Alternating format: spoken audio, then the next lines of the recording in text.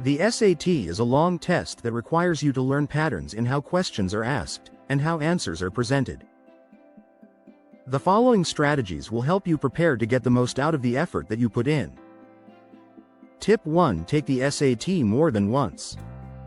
Now that the University of California system no longer accepts SAT scores, there is no longer a concern that your best SAT score must come from one test day.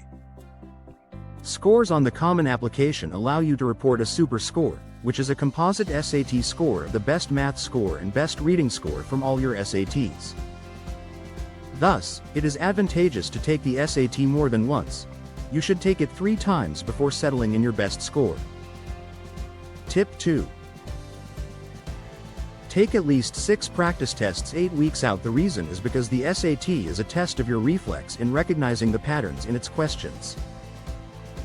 Therefore, you need to sharpen these reflexes by taking many full-length practice tests, starting 8 weeks out from the real test. Tip 3. Visit the test site before the test day. We know how stressful it is to not know where the classrooms or bathrooms are on test day. Visit the test site before the test day and you will thank yourself later. Tip 4. Do a boot camp to prep for your first test. If this is your first time taking the SAT, it is advisable that you do a boot camp that teaches you the many strategies for the math and reading sections. Tip 5.